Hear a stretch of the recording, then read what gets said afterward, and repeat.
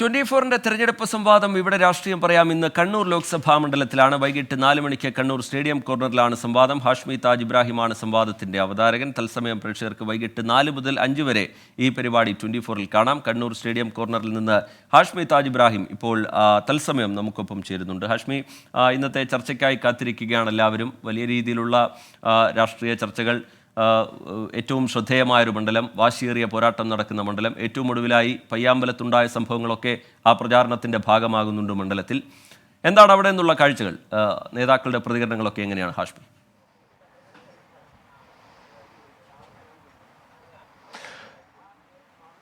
ഉറപ്പായും മുറിയത്ത് ഏറ്റവും ചെറിയ നീക്കങ്ങൾ പോലും പ്രചരണത്തിൽ കാര്യമായി സജീവ ചർച്ചയാകുന്നൊരു മണ്ഡലമാണ് കണ്ണൂർ.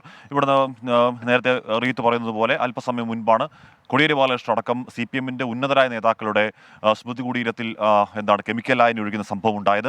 അപ്പോൾ അതിനുശേഷം അതടക്കമുള്ള കാര്യങ്ങൾ പ്രചരണ വിഷയത്തിൽ വളരെ സജീവമായി വരുന്നത് മാത്രമല്ല, കണ്ണൂരിൽ ഏറ്റവും സജീവമായി കേരളത്തിൽ തന്നെ ഏറ്റവും ടോപ്പായി രാഷ്ട്രീയം ചർച്ച ചെയ്യുന്ന, കുറച്ച് അഗ്രസീവായി രാഷ്ട്രീയം ചർച്ച ചെയ്യുന്ന മണ്ഡലങ്ങൾ ഏതാണെന്ന് ചോദിച്ചാൽ അതിൻ്റെ ഏറ്റവും ഒരു 3 മണ്ഡലങ്ങളിൽ 1-ാം സ്ഥാനത്ത് എന്തായാലും കണ്ണൂരുണ്ട്. അപ്പോൾ അത്രത്തോളം വീറും വാശിയും നമ്മൾ കാസർഗോഡ് ഉണ്ടായിരുന്നു. കാസർഗോഡിൻ്റെ അതിനേക്കാൾ കൂടുതൽ രാഷ്ട്രീയ ചൂട് മാത്രം അന്തരീക്ഷത്തിലെ ചൂടും രാഷ്ട്രീയ ചൂടും കണ്ണൂർ ഏറെ നിർണായകമാണ്.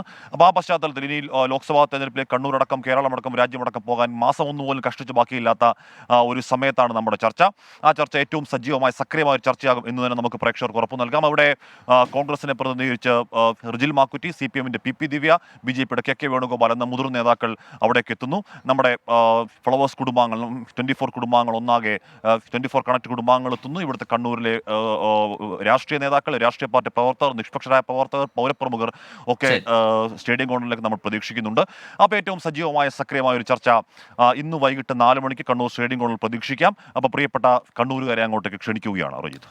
ശരി, ഹാഷ്മി താജ് ഇബ്രാഹിം വിവരങ്ങൾ നൽകുകയായിരുന്നു. കണ്ണൂർ സ്റ്റേഡിയം കോർണറിൽ നിന്ന് ഹാഷ്മി താജ് ഇബ്രാഹിം. ഇന്നത്തെ വൈകിട്ട് 4 മണി മുതൽ 5 മണി വരെ നടക്കാൻ പോകുന്ന ചർച്ചയിൽ എല്ലാവരും പങ്കെടുക്കാൻ ശ്രമിക്കുക.